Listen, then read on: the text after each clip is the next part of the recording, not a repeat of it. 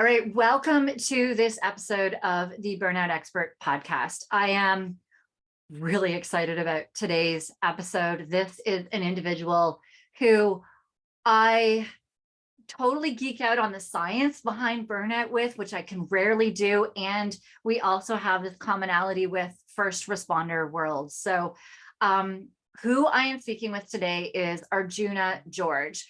He has spent the majority of his life as a career firefighter in British Columbia. So that's the other side of Canada that I'm on. He has dedicated 10 years of his life as a fire chief, 10 years as a fire chief. He's risked his own safety really to protect his community, but there's so much more involved as well when you are a fire chief. One day he woke up and at that point, he didn't even realize he couldn't do it anymore. He called into work and he informed them that he wouldn't be coming in that day. That day led to another day, which led to another, and he never went back. He had no idea that that phone call would have been the last day of a job that he loved so much, that he dedicated so much time to. But that was a huge turning point for Arjuna, and he realized that he was suffering with burnout and trauma, and he needed to take those steps back to focus on his own health, his own mental health, his well-being, his physical health, and he immersed himself in studying. You don't become a chief because you're lazy and you aren't a proactive, goal-oriented person. So he dug in to become a certified tension release practitioner, a certified executive coach, career and work-life strategist, talent management practitioner, recruiting and talent acquisition certifications he did. He is a coach for imagery and behavioral changes, stress management coach, sleep science coach, and brain fitness coach. He did a lot of these things to help himself get out of burnout, but now his passion for helping others through that has led to a book, which is The Burnout Around the Edges. Highly recommend you read that. It's where he really dives into his story deeper than we'll be able to get into today, of his recovery in detail. He also hosts a podcast called Beneath the Helmet, and he has his own business, his own coaching business, which is Silver Arrow Company. He specializes not only in helping first responders and other fire chiefs, but also leaders in business, a lot of leadership coaching, where he's helping overcome burnout, improving resilience, mental health, well-being, and diving into leadership skills as well. Arjuna's vast knowledge and expertise make him highly sought out as a coach and a consultant. So I'm so grateful, Arjuna, that you were able to make the time, especially with our time zones, to hop on here today, because I know that you are really thriving in what you do. And I know this is just going to be such an insightful podcast for so many people. So thank you for being here with us today. Wow, quite the introduction. Thank you very much. Appreciate that. My pleasure. It's my honor. And as you know, you were on my podcast a couple of weeks ago. So it's an honor to be kind of giving back to your community as well. So I really appreciate being here, and I'm very honored. Thank you. Absolutely. No, I think today's message, what we need to get out there is really a lot of stuff that is not talked about. And I think we really need to dive under that hood with it today. So with that being said, why don't we start off with you giving a bit about your burnout? Like, what were you experiencing? You may not have realized it before you made that call that day, but what were you experiencing? What were your physical signs? What were the mental signs? What was happening in your life? Well, there's a lot of key messages that my body, my nervous system was sending me that I was ignoring for sure. But in hindsight, looking back at it, my body aches. My body was under so much tension, so much built up energy stuck in my body that I destroyed my knees, unfortunately. So my knees are toast because of, not necessarily all because of burnout, but because of the tension in my body, it definitely put me out of alignment in a lot of areas. Back issues, lower back issues, tension headaches all the time, kind of memory, brain fog. I had 2 vasovagal incidents where I actually passed out because my nervous system was kind of overriding itself and just fried out. Yeah, there was numerous kind of things that led to me going, there's something not quite right here. Um, yeah, I think those would be the key ones. And for myself, I preached mental health. I preached staying on top of yourself, taking care of yourself. And I honestly thought I was doing a good job. And I think I was in one aspect because I was very resilient. And I think I spent majority of my life, like you said, 10 years as a chief officer under a lot of stress. But I was resilient enough that I could, maintain a level of professionalism, work ethic, all that I could still maintain while under a huge amount of stress on myself. And I think that really kind of impacted my performance. Another aspect that I really came across was my anxiety level kind of shot through the roof. I never felt like I was a person who had anxiety, but it definitely showed its head in the last, say, 5-10 years, where I would sometimes be speaking in front of somebody and I would just totally lose thought, concentration, no clue what to say. It just kind of dead air. I was like, all right, something's not right here. And I'd be very nervous about some certain situations, especially when there was conflict involved or some sort of argument. I wanted to kind of stay away from that. I noticed myself kind of increasing in sweating. So that was another thing that I noticed, that my forehead instantly will turn to a waterfall when I'm under stress. And that was something that was new to me. It was kind of a new little trigger for myself. Um, sleeping was terrible. I would very often be thinking through the night about what I had to do tomorrow, what I had to do the next day, what fires I had to put out. And that was usually like employee fires or political fires or anything like that. Wasn't necessarily the big hot red ones. So yeah, I think those are some of the key features of what I was experiencing in my life, and those were all new to me. I had not felt those through my previous career or even in my start of my career. Those all kind of transpired in the last 5-10 years for sure. And with your family then, how did that affect your family life? Did you see changes at home in how you interacted with them or chose to distance from them, or moods? How was your relationship? Did any of these symptoms affect your relationship at home? For sure. I think during my time that I was either ignoring burnout or in the process of burnout, I wouldn't say I ignored my family for sure. I'm a very family oriented person. But on the flip side, I wasn't present. I was not present for decades. I might have been physically present, but my mind was always thinking about what I had to do next, what fire I had to put out, what operational guideline I had to write, whatever that was. I was always thinking about work, even if I was at the kids' dance or kids' baseball game or with my wife. There was always times that I was fading in and out of being present and thinking about work life. And so that really, it didn't damage, but I missed a lot of important memories and parts of my life that I wish I could have been more present for, so I could have really enjoyed Yeah. those moments for sure. And since you've been out, has your kids said anything to you? Has your spouse said anything to you about the changes in you? Definitely my partner, my wife Kathy. She's definitely noticed a lot of, um, just more present, more relaxed, less stressful, sleeping better. So when we're up, we're kind of like, I used to love taking naps, and it's maybe occasionally I'll have a nap, but it's not something I have every single day now. So I feel like I have a lot more energy when I'm with the family, when I'm with my wife, much more present. So she's definitely recognized that. The kids, I wouldn't say necessarily have said that per se, but I know I've spent a lot more time with the kids being present in the last 3 years.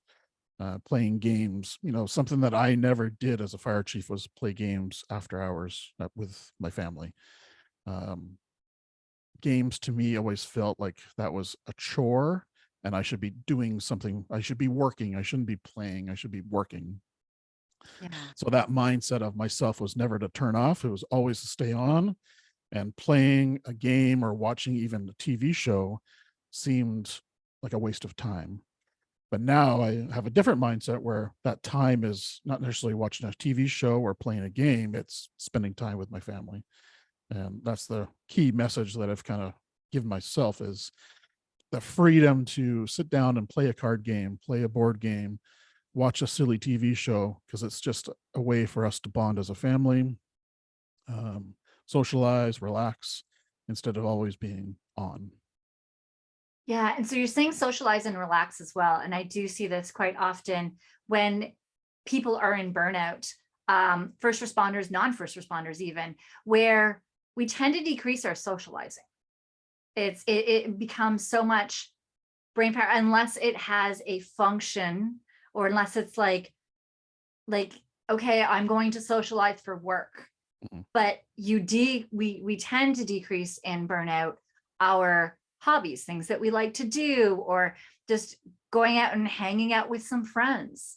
And I do see that working with responders, I've seen so much where they tell themselves that it is because of the job that people don't get their job.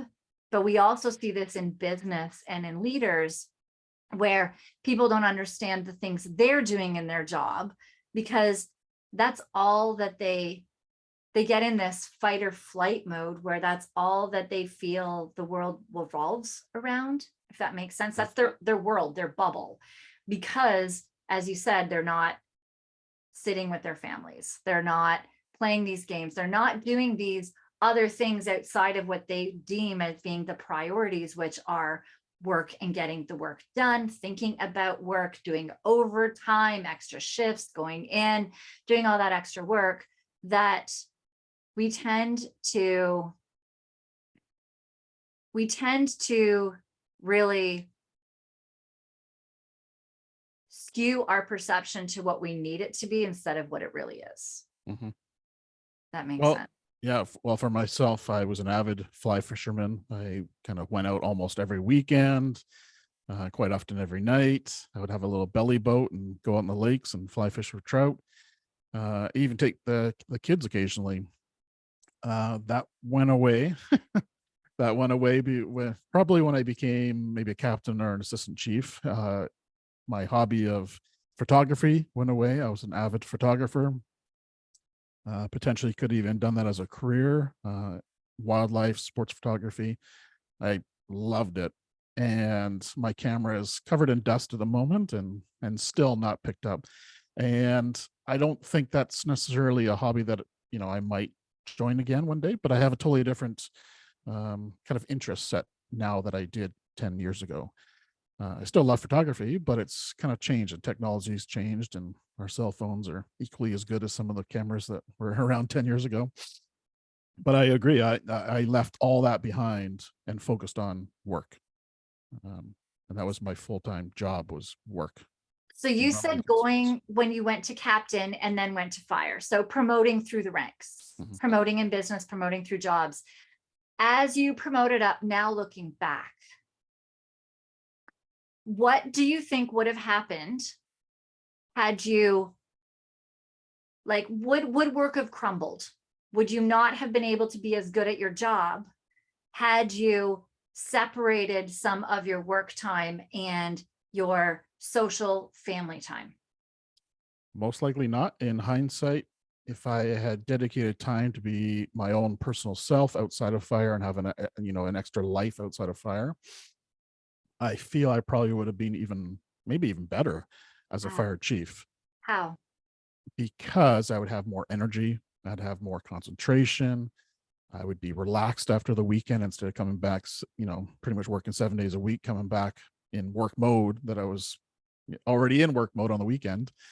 Um, so I think that, who knows what would have happened, but in hindsight, most likely I would have been more concentrated, more dedicated to the job while I was there because I could concentrate. I didn't have brain fog. I wasn't tired. I had some rest over the weekend. So there's lots of elements. I think I probably would have been actually a better fire chief if I had taken the weekends to totally recharge versus just keep working. Yeah. So I do want to dive into some nervous system stuff with you, but I have something that I think we really, really need to touch on first. So the reason that I do want to get into nervous system is that so many people are always talking about, the mental side of things. But I know in my conversations with you, both of us have seen so much relief for responders once we start working on the nervous system and working on sleep and working on a lot of these physical aspects. So we definitely need to touch on that. But until we can touch on that with somebody, we cannot help anybody unless they actually acknowledge first that they were in burnout. Mhm. And I know you and I have had this conversation because I do struggle a lot with responders, and you have actually experienced this yourself. I hope you're okay with me saying this, that we're looking at so many of these guys that we're like, oh my gosh, I could help you. Mhm.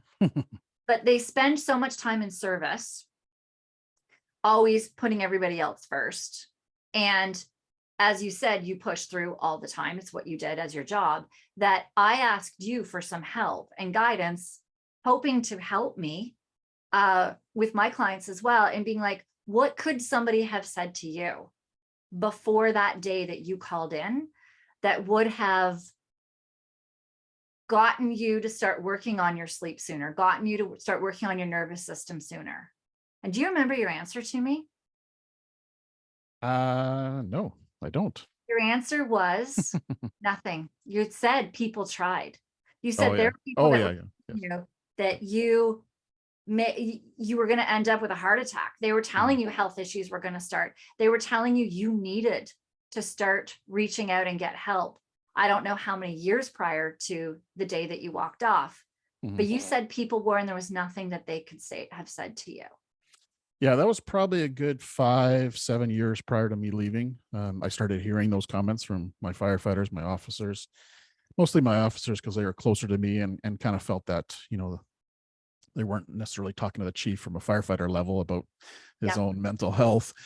But yeah, I definitely got challenged quite a few times of, you got to relax a little bit. You got to take some time off because you are burning the candle at both ends, and you will have a heart attack. I definitely remember that for sure. It still did not stick with me for some strange reason. Right. It And the took a thing is, while to figure that out for sure. and this is a trend. This Yes. is a trend that's happening. Like there are, like you did have programs in place. Now from the point that you're at, you realize how much you could have made improvements, hindsight, and on your wellness programs. But you know that so many were not taking advantage of the wellness that you were even providing them, because this is a trend. This is a trend, not even just in the first responder world. This is a trend we see in business as well. People going up the ladders, getting into corporate, entrepreneurs, that we just feel we are of a society that we have to push and push and push and push. And our reality of what's really going on with us becomes very skewed. So I was wondering if you were up for doing something with me right now. And I was listening to a podcast this morning, and the guy said that every morning he asks himself if the bullshit that he was saying to himself would hold up in court, is what he asks himself in the mornings. So if we were to start going through some of the things that you said to yourself, that I've said to myself when we were in burnout, that also that we hear many others that we know are in burnout say to themselves, and see how would that hold up in court. So I'll start just to give an example, and then you can have one that goes after. But so one thing for me would be, if like I need to do overtime, like as much overtime as I'm doing, I need to do it because the other guys are burning out. That's one I hear a lot. I need to do this extra work because my colleagues are also buried in work. I need to do all of this extra work. I need to do these extras. So if we were to actually go into court and have to prosecute this, what defense would we have to that would actually hold up? I don't know. I'm sure you're thinking stuff right now. Would there be any defenses to that?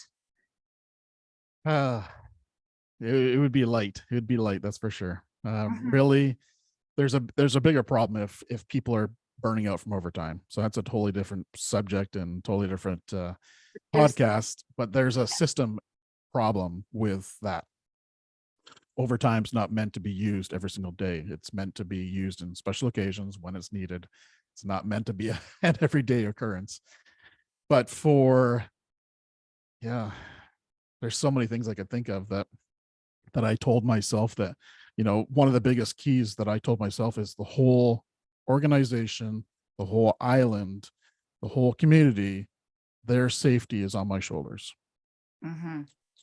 And I said that over and over again to myself. I said that to a therapist once, and the reaction I got back was, whoa, that's way too much weight you're carrying. Is that real? And kind of even did the same test you're saying right now, is like, is that real? And when I looked back at it, I was like, no, that's not real. I don't own the safety of my whole community on my shoulders. I do feel very responsible, especially in wildfire season. But am I totally responsible for everyone's safety? No, not at all. I'm kind of responsible for my firefighter safety, uh, general community safety, my family safety, my own safety. But really, that was a lie I was telling myself of that. And that's a lot of weight to carry on your shoulders, that the whole community depends on you to keep them safe. Yeah. And we find that as people start going through the ranks, as people start moving up the ladder, there's always more people under you.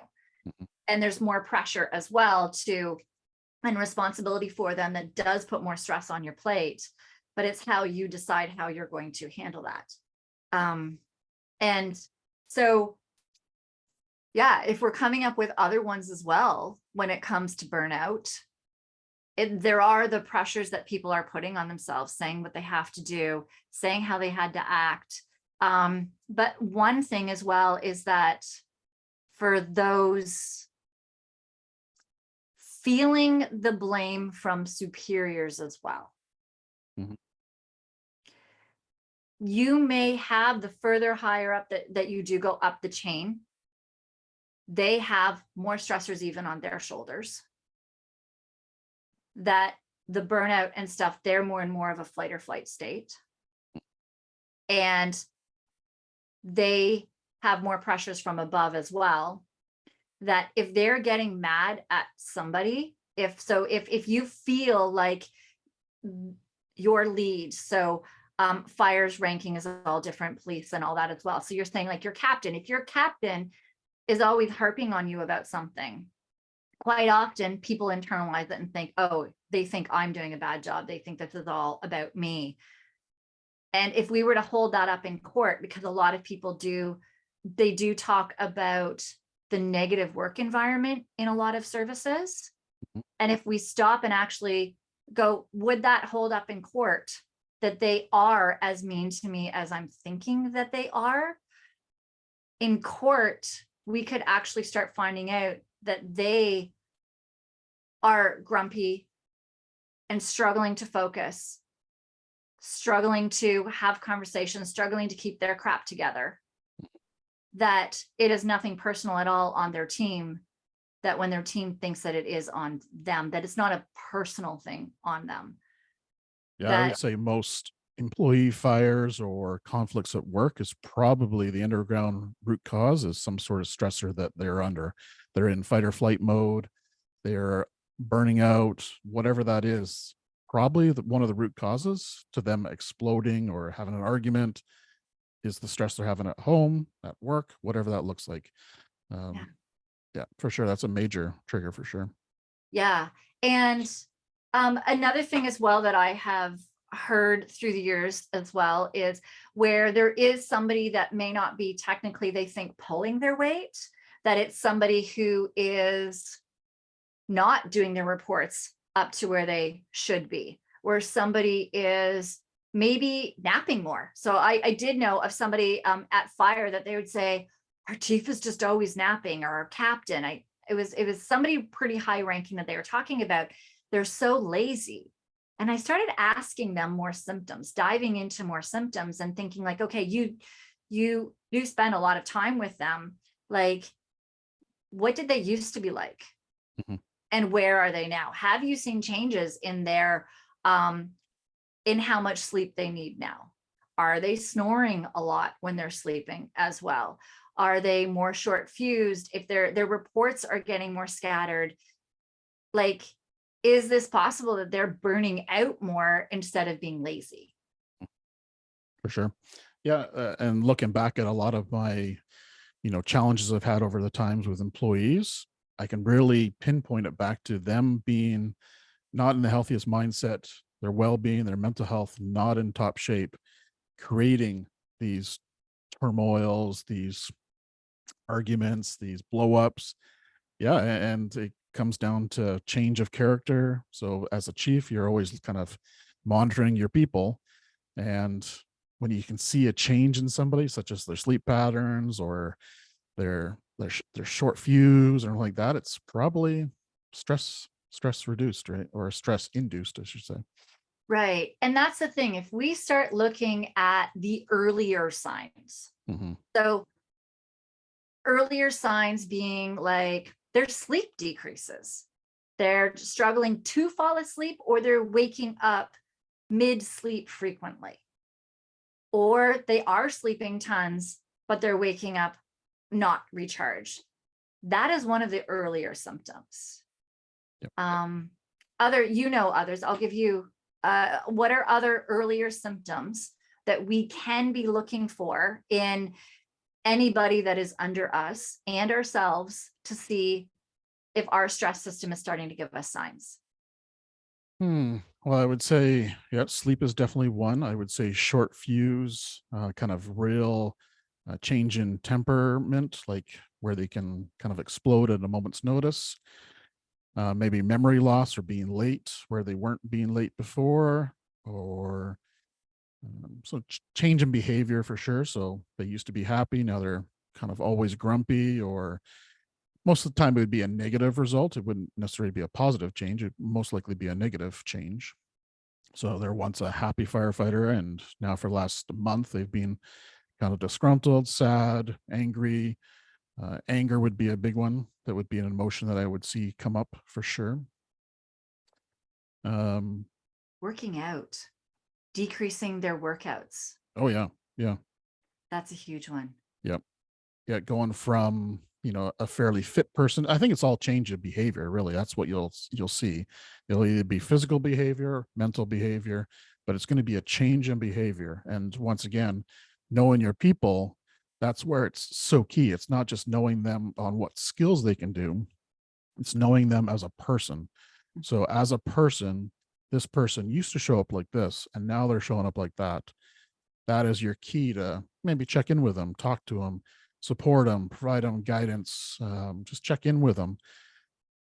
Quite often we're so, especially fire, and I'm sure police and paramedics are like this as well. We're so concerned about the technical skills and the technical ability of our people. And as a leader, we want to make sure we know the human side of that person. So you can really detect that early, that change of behavior, because that's really what you're going to see as a change of behavior, like I said, mentally or physically. Yeah.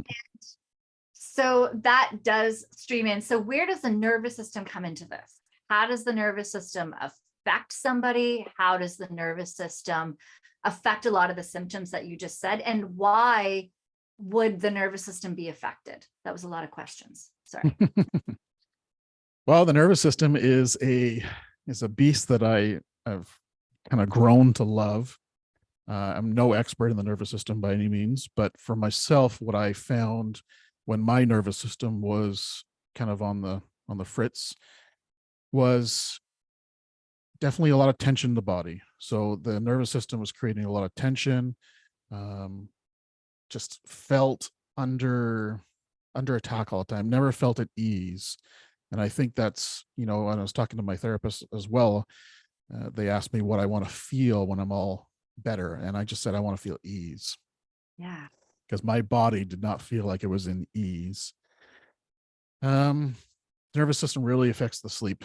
The cortisol, the adrenals, all that really affects how you sleep through the night. If you're getting up in the middle of the night, it's probably because your cortisol's kind of kicking in at that time of night when it shouldn't be. Well,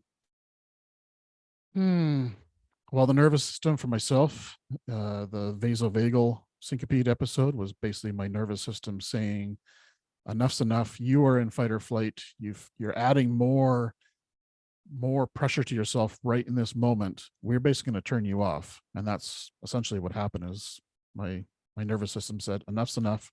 You are shutting down. You need a break. Mm-hmm. It screwed up my hormones. So my testosterone was very low. My estrogen was very high.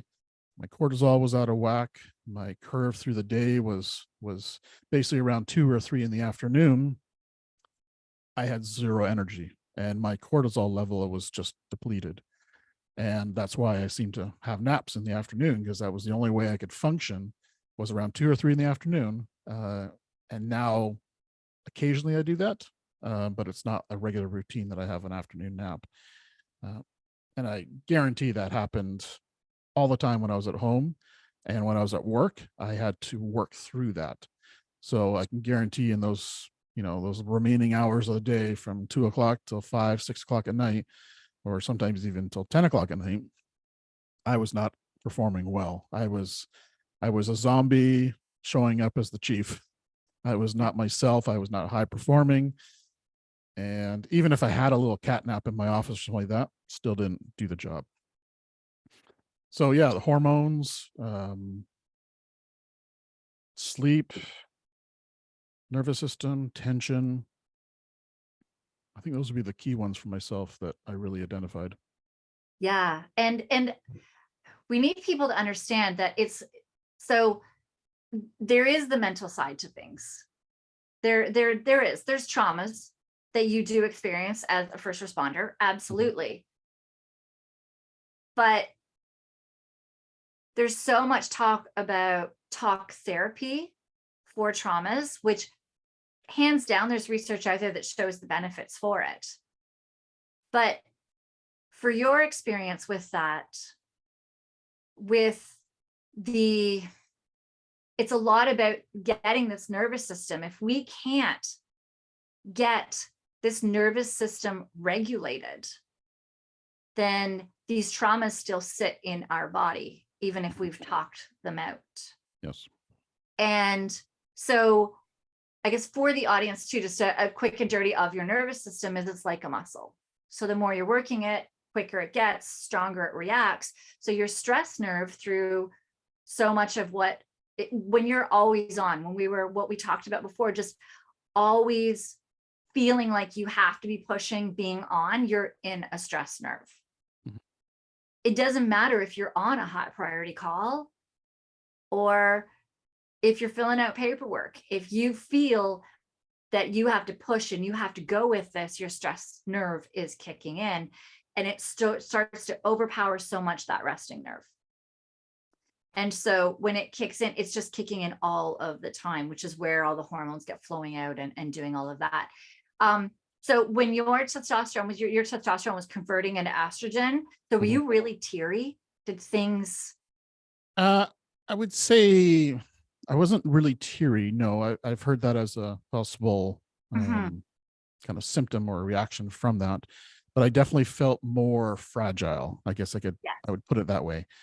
Yeah, less resilient, more fragile, ready to crumble at any moment if I wanted to or could. But I wasn't quite teary where like watching a Disney movie or something like that and start to cry. But I definitely felt more emotional for sure than I ever had before, for sure. Yeah, and that's that testosterone kicking in. When your cortisol is actually stealing the testosterone, that's where you get amped up and more of like the anger outbursts and stuff when it's from a hormonal perspective. So, what led you to tension release therapy, is it TRE? TRE. Yeah. TRE. Tension trauma release exercises. Yeah. So that was one of those exercises and one of those modalities that I tried fairly early on. So I was seeing my massage therapist, and she's also a TRE provider certified, and did a couple of massage sessions with her. And then all of a sudden she said, I really think you could benefit from this TRE. Like, at this point, I'm going to try everything under the sun. I want to be a guinea pig. I'll try it, no matter what. I knew some firefighters who had tried it before, and they raved about it. And when they raved about it, I said, oh, that sounds awesome. But I never considered it for myself. So once it was kind of told to me by my massage therapist, I was like, all right, let's do it. And I Googled it stuff, and it kind of frightened me. I didn't really know what was going to happen. I thought I might just lose it and start screaming and yelling and crying and seeing the worst of myself come out. And that's all because just my brain talking to me about, what could happen, right?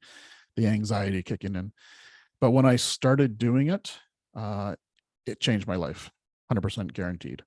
So TRE is tension trauma release exercises, developed by Dr. David Berselli a number of years ago, who's a social worker, as well as a mental health expert. And he developed these 7 exercises that fatigue your core fight or flight muscles.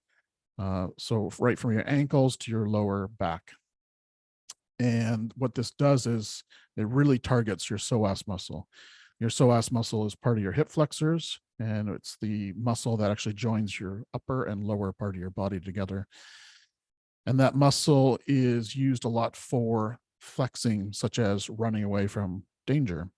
So even a perceived danger, such as going to a stressful office meeting versus actually being at a fire or chasing a suspect,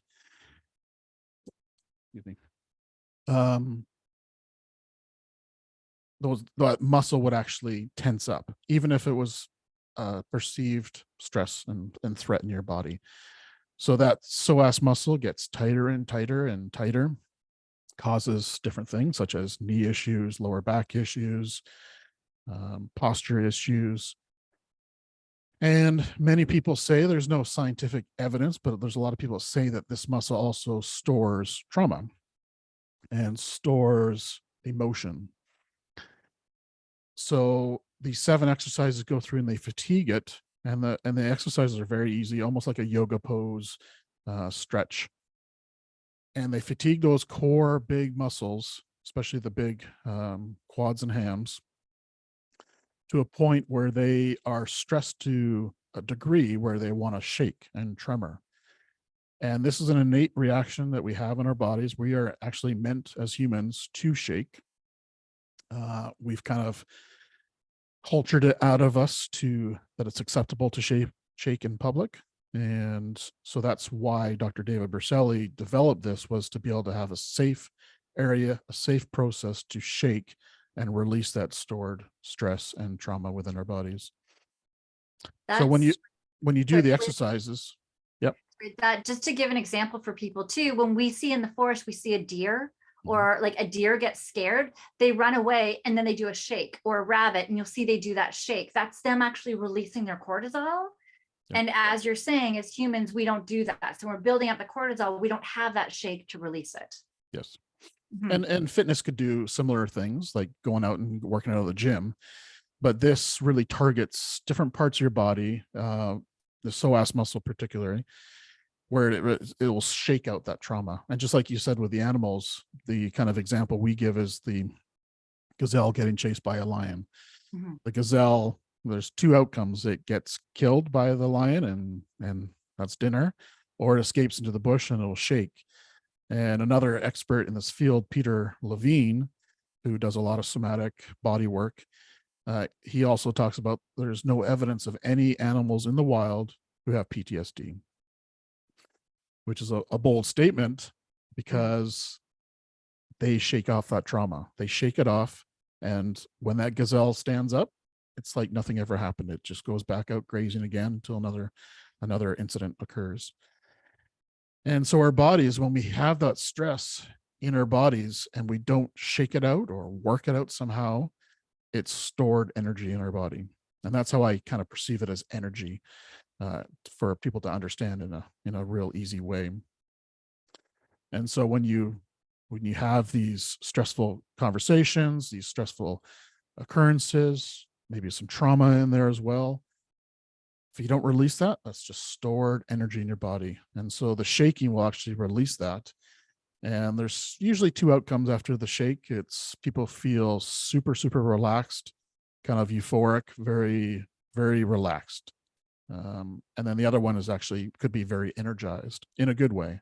So people feel like they can take on the day after they do a TRE shake. So after I did this myself, it changed my life 100%. Probably the number one modality that really helped me reset, rebalance my nervous system back into a homeostasis, natural, balanced nervous system. So now I do it regularly, probably once or twice a week right now, or before a stressful maybe meeting or an exam or something like that. And I loved it so much that I actually became a certified provider in it, because I wanted to share this message and this modality with as many people as I can. And I really think the first responder community needs to experience it at least once, for sure. Yeah. So I have a couple of questions on that. Yep. One is about the traumas. So with traumas, then does this, trying to figure out how, so what I've learned about EMDR from an EMDR therapist is that quite often traumas are where we didn't have a file in our brain for them, in a sense, and our body is storing them in limbo. Does TRE help? And with first responders, or with many people, there's so many things that we don't always know what all of these traumas are, because they accumulate over a career, as well as our childhood. Does TRE help the body process some of these traumas without having to talk about them? Or do you also still, like, I know everybody can benefit from therapy in certain ways, but what is TRE's roles in these traumas in processing? Great question, because I think that's one of the key aspects that drew me to TRE, as well as other people who have kind of tried it and tested it and said, yeah, this is for me. So TRE, you don't have to relive, retalk about any of the traumas. So we kind of consider it as the body's intelligence. That's how we kind of classify it. So the body's intelligence knows where the stored trauma tension is in the body, and it will shake in those areas when it needs to, when it feels safe enough to shake in those areas. So you don't need to know what that trauma was or what that stress was that's causing you that nervous system dysregulation or dysfunction in your body. You don't need to know specific events, specific times. Your body will naturally find that stress and tension in your body and release it through shaking. Amazing. So no talk therapy needed. I think it goes good hand in hand with talk therapy, but it can also be a totally standalone modality for people.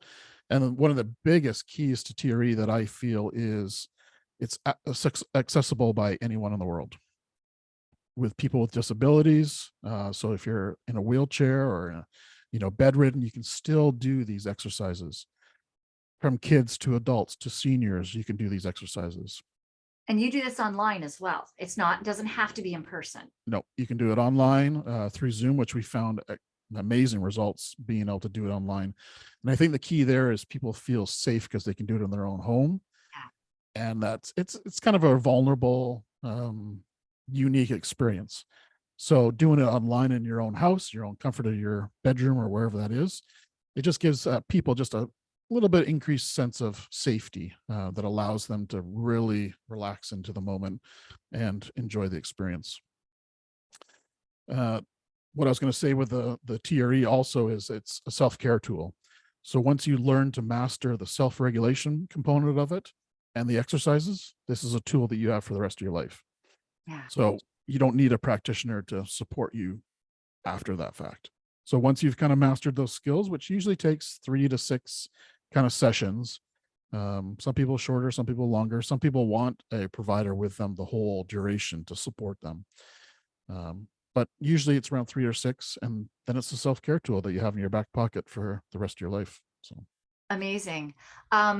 So I do recall us talking about this in the past, and in tying in with the nervous system as well. So your nervous system, your the most innervation of your resting nerve, your vagus nerve, is all around your diaphragm and your gut. And it is the most susceptible to change, but it's also where a lot of trauma and stress is actually stored as well. So I remember we were talking and you said, I can't remember the timeline, that you said that when you started to do TRE, how long it took for that part to release in you. Was it your abdominal area, your chest area? Like, yeah, tell us about that. yeah, so most commonly when you start off with TRE, you're usually shaking your lower legs because that's really where we're focusing. And also that's where you store a lot of your stress and tension because of the big muscles, right, in your legs. For myself, it took over a year for me to start shaking above my waist, essentially. And when you were talking about that, it kind of triggered me to say 2 more symptoms that I felt was shallow breathing. So when I was going through burnout, my breathing was extremely shallow and very high up into my chest, not into the diaphragm. It was very high up in the chest. And I think that's very, very common and probably a very key indicator if you're in stress mode and in sympathetic stress response. And then on the second one was my gut health. My gut health was terrible. I ate a lot of gluten, so I've kind of figured that out, that gluten it was causing my body a lot of stress. It wasn't causing me any physical, like I couldn't see any reactions from gluten, but it was causing my internal body a lot of stress. And that came through testing that I found that out. But I would go through stages where my digestion was terrible and then it was fine. And then it was terrible and then it was fine. And it was terrible. Like it was never consistent. So those were 2 extra things that I just kind of jogged my memory when you're talking about the TRE in the upper body. Those are 2 huge areas that I found big indicators of myself when I was going through burnout. Yeah, that's So interesting. Go I ahead. was going to say, so in the TRE part of it, it took over a year for me to start shaking above that. And that had a lot of things to do with being comfortable doing the TRE, kind of processing that, but also not worrying about, but concentrating on my well-being, my nutrition, my hydration, because that had been a work in progress, right? So over that year, my digestion got better. I started doing breathing exercises. So I was starting to actually do belly breathing and breathing modalities. So I think there's multiple ways and reasons why it started to move up my body. And now when I lie on the floor, I can shake, my whole body shakes. So Yeah. So if I'm understanding correct from this as well, TRE is a really invaluable tool that you feel should be used by everyone, but there are still also other tools, other pieces of the puzzle that also need to come into play with this to truly get out of burnout and to stay out of burnout. yeah, it's definitely not a magic pill. It's not going to be your one thing. You try it once even and, oh, I'm fixed. No, it's a lifestyle. And now my lifestyle is hydration, nutrition, supplementation, exercise, sleep, TRE, what else? Playtime, that kind of stuff. There's so many components to my well-being now versus 3, 4, 5, 6 years ago. Yeah. And coaching that with your clients too takes time because there's so many different elements to be bringing into their lives. Yeah. So you also wear, I know I talk a lot about like the Whoop band and the Aura ring. You wear an Aura ring yourself. Can you help us understand, I guess, first, actually, I don't think I've asked you this before. Why did you get an Aura ring and how has it helped you? And how have you brought it into your practice? Lots of questions. Yeah. Well, the Aura ring is a very slim little ring that I wear every day. I wear it. I started off with a Fitbit. The Fitbit wasn't giving me enough information. Mm-mm. Went to an Apple Watch. I like the Apple Watch, still wasn't doing what I was looking for. And I was looking really for the HRV component of things. Expand on HRV for those that don't understand it, please. Yeah, heart rate variability.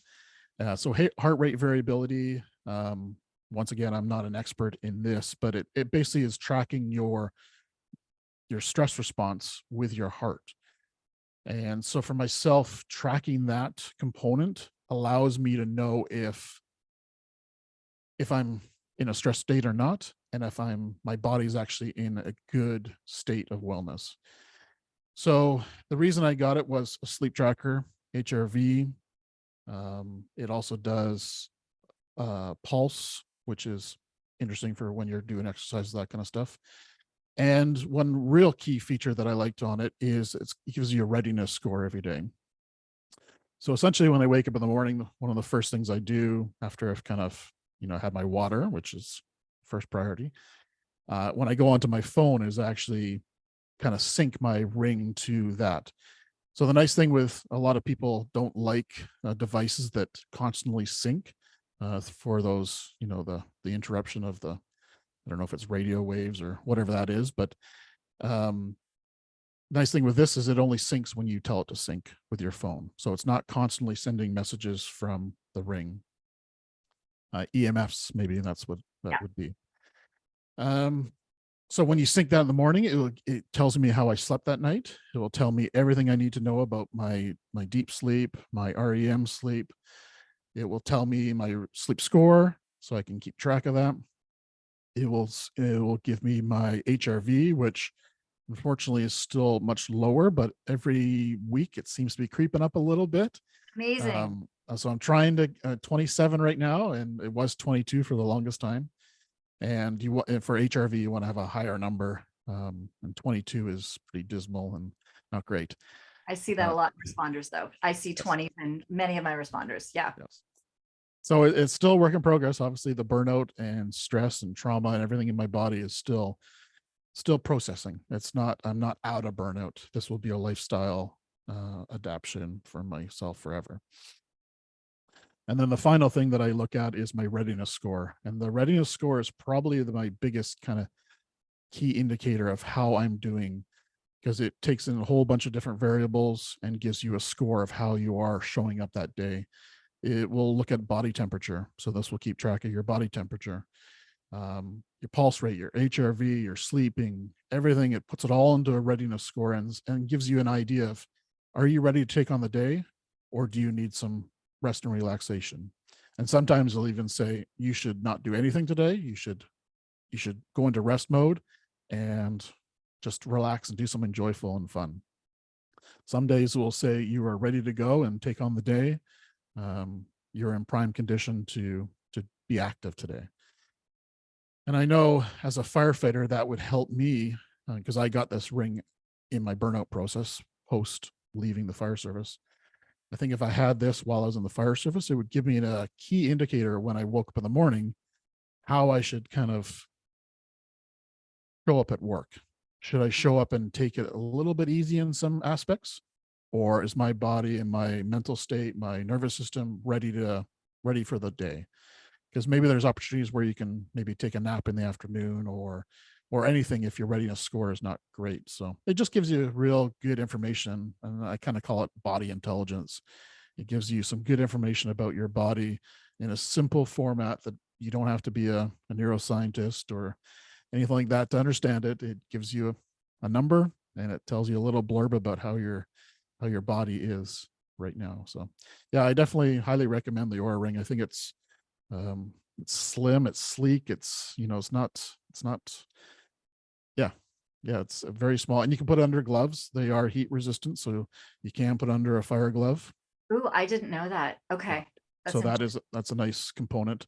A lot of people, especially in industries where you could get degloved your finger by wearing jewelry, you have to take that into consideration as well. Depends what you're doing, but it does fit under a glove, and it does work in heat as well.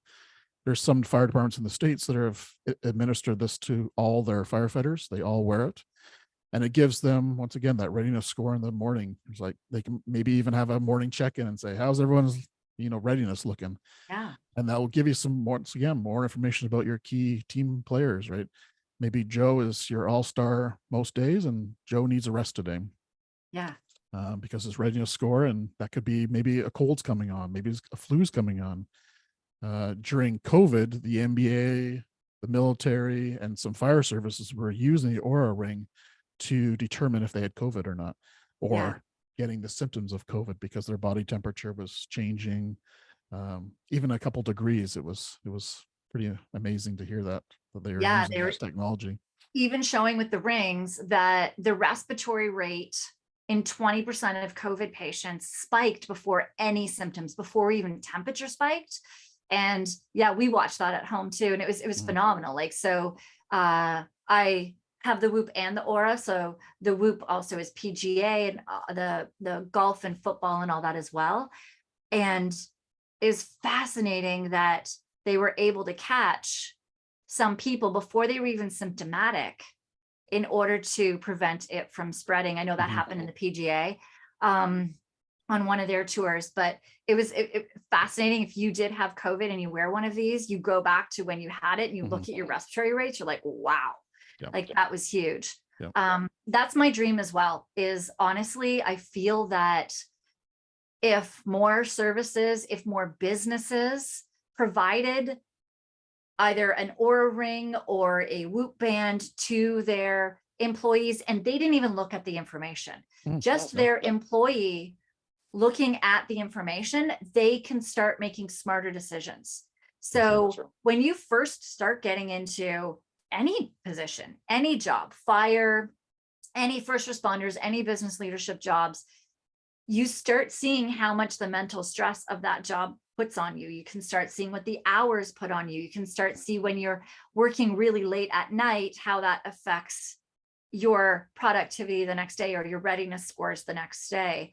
And it starts helping you make better decisions that you're like, oh, wow, if I actually wake up a little bit earlier and do some of this work, I have a better readiness score than staying up late and doing it online. Like different people, it's different. The same with alcohol as well. You can start seeing how it affects you because it's different in everyone.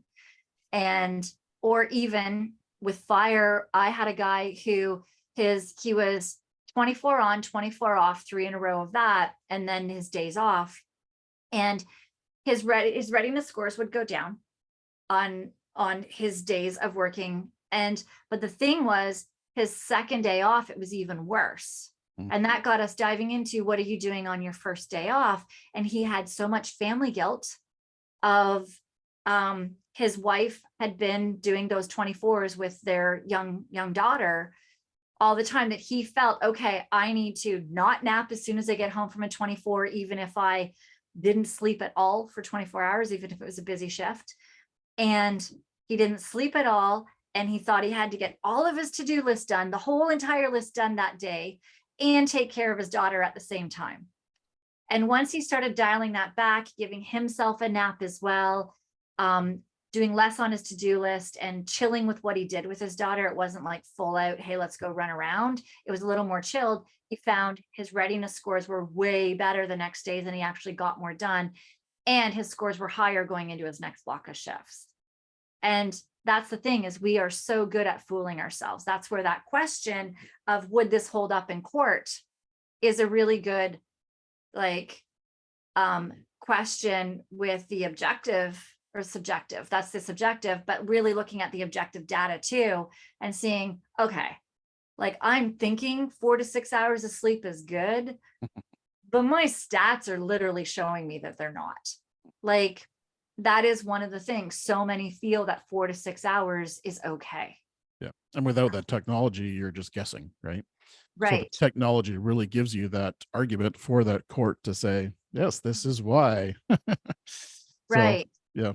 And that's the thing. So many people need us because so many people are in burnout that we can't service them all. And we don't want to be seeing so many people in burnout, that if services, if businesses spent the money to get their employees one of these rings or a Whoop band, they would probably have higher productivity, less burnout rate, higher productivity, less sick leave, less people off on mental stress leave, that would cost them way less money than it would to get everybody one of these devices.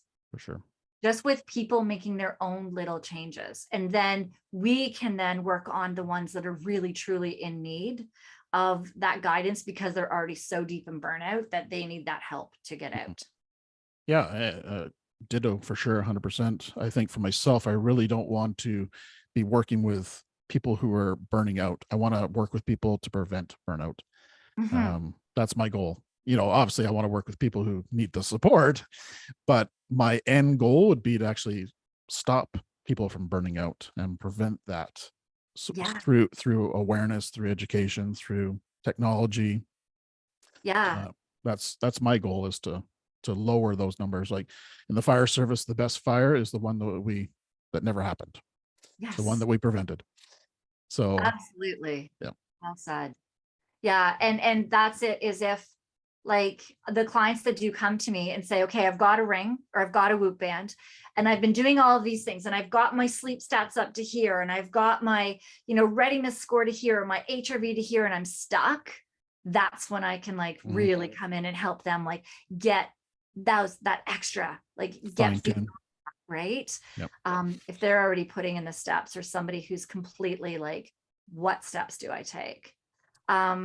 All right. So, I'm sure there was times that I pushed myself through feeling not 100% without knowing the knowledge of the technology. If I had my Oura Ring 5 years ago, I would have woken up some mornings to go, okay, I should maybe take a sick day today. I should maybe take a break, maybe not work all night long. But without that information, we just continue to push through those slow days, those days where you're not feeling totally energized, and we just keep pushing through it. But this information that it gives you it allows you to say, okay, my body is telling me I need to take a break. So if you're not listening to your body, maybe you can listen to the Oura Ring or the Whoop band. and that is actually fascinating, that the one thing that you and I have been stuck on as well is how to get people to acknowledge where they're at. And this is something for fire chiefs, for police chiefs, for CEOs of businesses, where they want their people actually to be implementing and they're struggling to implement. It does start with the top, that if the chief maybe gets a ring just to see where they're at, to prove us wrong in how much their job is taxing them, and work on getting one for everybody in their service, then the biggest stumbling block that you and I have is individuals saying, I'm okay. That one device could possibly change that narrative. Yep. Because we're as humans, well, I know for myself, pretty poor at listening to our bodies. We just go through life on autopilot a lot of times, right? Pushing through that pain. And even there's gurus out there that talk about push through the pain, push through the agony, don't sleep, work. Okay, well, that's definitely not listening to your body, because your body is screaming at you that it's hurting or it's not working optimally. So I agree that there should be grit. I feel that people should be driven. Yes. I feel that people should be, go getting, hustling, but you can't do that 100% of the time. No. There has to be time for downtime to recharge, and then go back and hit it hard and hustle and grit and all that. Put it all in 100%. Yeah, there's this fine line between overtraining and hitting that peak of where your body needs to be. And that's what I actually love about these devices. The Whoop is actually more in tune with that, with your workouts, and being able to, you can actually with the Whoop band find out like how much you can push your body every single day. Like literally, you can be in the gym and it can be telling you, okay, that was it for you today. Like you've hit your top strain mark today for your optimal recovery for peak performance. And then, actually on a day-to-day basis with it, how much you can to actually continue to be an optimal performance, because that fine line between optimal performance and pushing and overtraining is such a fine line. And having that device actually helps with that. That I was even thinking with, they just brought in a new piece to the Whoop band. They brought in 2 in the last couple of weeks, a daily strain score, and they just brought out a workout actually for strength training, that I was thinking that if you hooked up fire guys during their fire exercises, where they're actually carrying I don't know how much the dummy is, but like carrying that or carrying the 200 hose, pounds. right? You know how much that is, that you can actually put in that weight and put in that you did like 1 rep of it, and it will track how much strain it put on your muscles.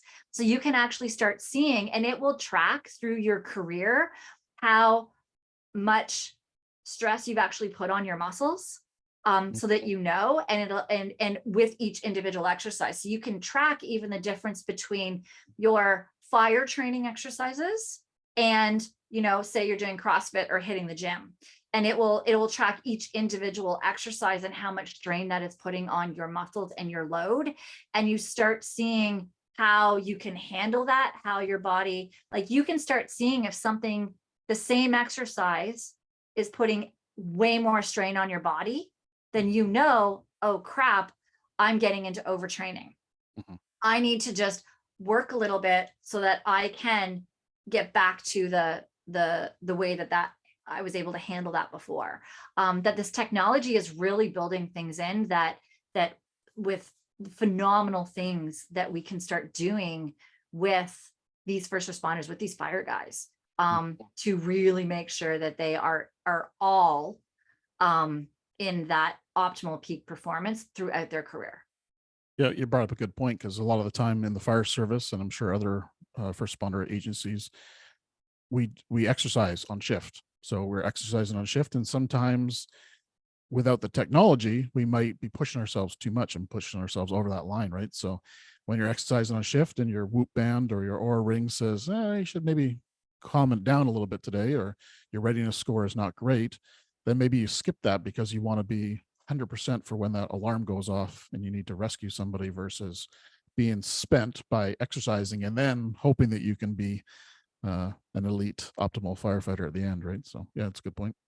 Absolutely. And the thing too is when it tells you to rest, it's guilt-free. You can just say to the guys, hey, my Whoop band's telling me I need a nap. Exactly. And then it takes the guilt out of it. And there's actually a purpose for it. Yeah. Amazing. 100%. So Arjuna, this has been, I mean, you're always a wealth of knowledge. This is amazing. This is why I love always chatting with you and diving into the science with all of this. So thank you so much for being here today. How can our audience find you? I will put links in the show notes for everything that you do say here, but how can they find you? Well, I'm on every social media platform you can think of, so that's not too hard to find. My main company is Silver Arrow Coaching Consulting, and that's silverarrowco.com, silverarrowco.com.